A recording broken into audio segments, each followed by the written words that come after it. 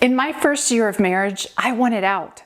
Counseling didn't seem like an option because I didn't have any big issues, or so I thought.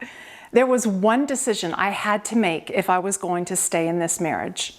Stay tuned to the end for a relationship quiz to help you determine how healthy your marriage is. For the best marriage advice, hit the thumbs up if you're excited about this video and subscribe to our channel. Hit the bell to be notified when we post a new video every Wednesday. Hi, my name is Danielle West, and my husband and I co-founded Intentional Marriages.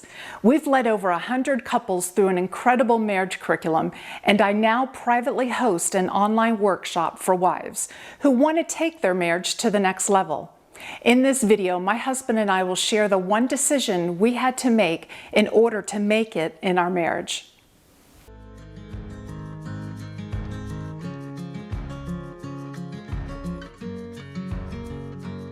Marriages are worth working on, just like our careers are worth working on, our health is worth working on, our finances are worth working on. No one stands at the altar thinking they'll be part of the high divorce stat. So what can you do to be on the winning side of this statistic? You begin the work of building a thriving marriage by looking in the mirror, taking an honest assessment, and then working on what you discover. Working on your relationship creates a thriving, stronger marriage. If we don't, we lose the potential of our dreams for a happily ever after. I don't know if you've ever gotten to this point in your marriage, but in our first year, I wanted out. I didn't know how to express my frustrations. I cried myself to sleep and kept my hurt to myself. It was the commitment of us going to counseling the past 17 years, almost once a month, where we learned our individual roles in the state of our marriage. Now, we're not going to suggest that it'll take you 17 years of counseling to learn these techniques. Our hope is for us to reduce these lessons that took us decades into days for you. Yes, we made a decision before we were married to go to counseling.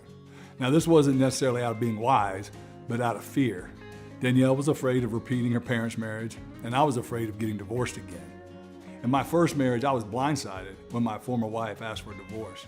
Now, she would have told you that I should have seen it coming, but it meant, as you know, we can all be knuckleheads. So counseling helped me see my role in the divorce. It was a real wake-up call, a 2x4, if you will. Now, and I didn't want it to happen again with Danielle, but before you know it, life gets busy, you're living parallel lives.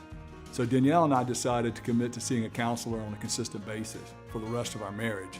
And we've been going to the same counselor for the past 17 years. And this was our plan for being intentional to both work on ourselves and our marriage.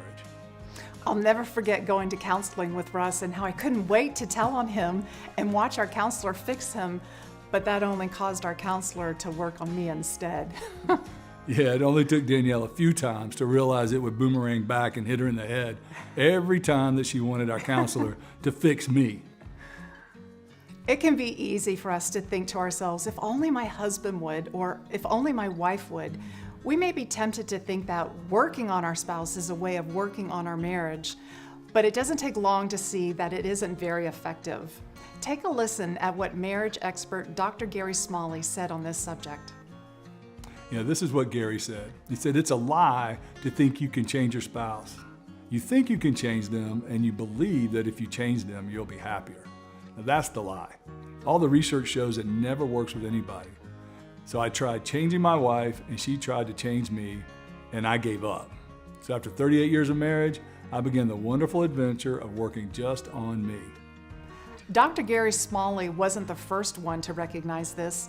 Matthew was a first-century tax collector who became a follower of Jesus. He was an eyewitness to Jesus' teaching and recorded what he saw in the book of Matthew. Listen to what he records that Jesus said. It says, "Do not judge, or you too will be judged. How can you say, 'Let me take the speck out of your eye,' when all the time there's a plank in your own eye? You hypocrite! First take the plank out of your own eye, and then you will see clearly to remove the speck from your brother's eye." Now, Jesus didn't say it was wrong to help your spouse overcome defects and flaws, to take the speck out. He said you could only do that effectively when you've dealt with your own junk. Then you can see clearly to lovingly help others deal with their faults. Our marriages will get better when we work on ourselves, regardless of whether our spouse works on themselves. For example, our expectations will decrease while our peace increases. So working on ourselves will help us take more responsibility for any negative baggage we bring to the marriage. And what this will do will naturally help us draw closer to each other. Now, for us fixers, our spouse does not want us to be the captain of their personal improvement program, right? Instead, they crave our acceptance of who they are, including the habits that irritate us. Instead of constantly telling them how they should behave, model the behavior you desire or want from them. We've learned that rolling your eyes at your spouse, being defensive, shutting down are all conditions of our own heart. Russ has been a great example of modeling the behavior he desired from me by looking at the plank in his own eye. Why don't you explain your thought process on this? Sure. One of the ways that I've learned to make this principle practical is by paying attention to when I'm frustrated with Danielle. What I'll do is I'll ask myself this question: why am I so angry? And when I get upset with Danielle, her action normally creates a level 2 kind of frustration, but my response is a level 10. And it doesn't correlate to the situation. So I know it's on me to walk myself through this exercise. So here's what I do. I ask myself, why am I so angry? And of course, immediately my brain says, well, it's because of what Danielle did or said. And I'm like, no, why did her words or actions make me so angry? Well, it embarrassed me. Okay, but why does being embarrassed make me so angry? Because it reminds me of how I hated to be embarrassed by my dad when I was growing up. So when I have an intense, angry reaction to feeling embarrassed, I'm actually reacting to how I felt when my dad embarrassed me. I'm having that 10 response to a 2 circumstance. And here's an example. Danielle can misunderstand something that's said in a group setting, and it embarrasses me. But unfortunately for me, I feel that same intensity of embarrassment that my dad made me feel. So I quickly jump in and point out how she's wrong and correct her. And as you can imagine, this does not end well for either of us. No.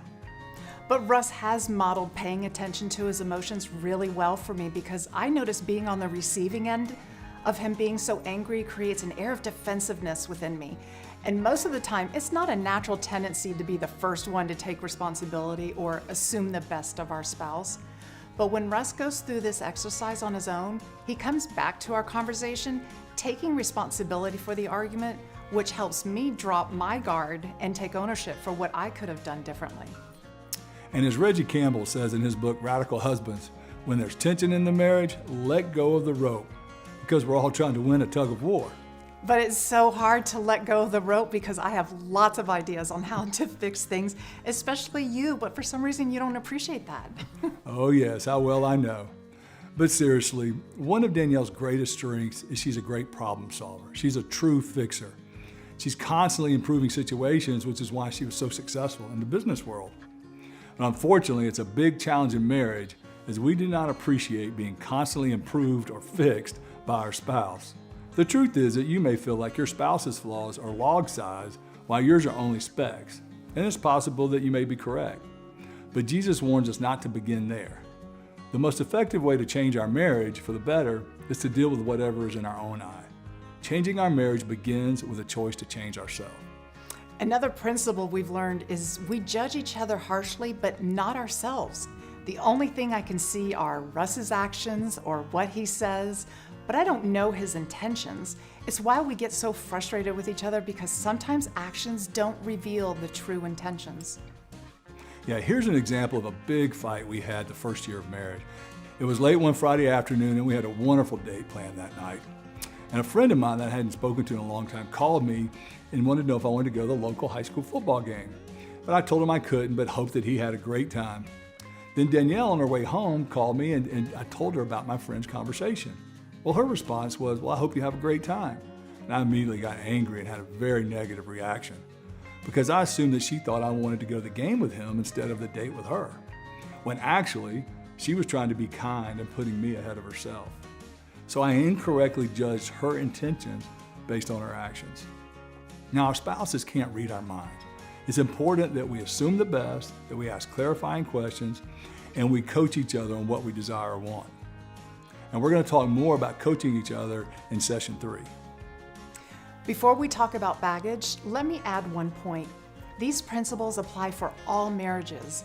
However, in some marriages, a spouse may be facing extenuating circumstances, such as addiction or mental illness. If that's your situation, we would encourage you to see a professional counselor for guidance on the best way to handle it. This material will help because every marriage has termites in the basement.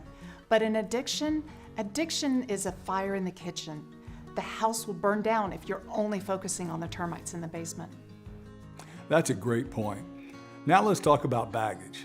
When we get married, everyone shows up with a U-Haul full of baggage. That baggage is unmet needs and expectations that we subconsciously put on our spouse. Now, Danielle and I had tractor trailers full of baggage when we got married. Yes, mine was a single tractor trailer, and remember yours is the double tractor trailer. Unfortunately, that is so true.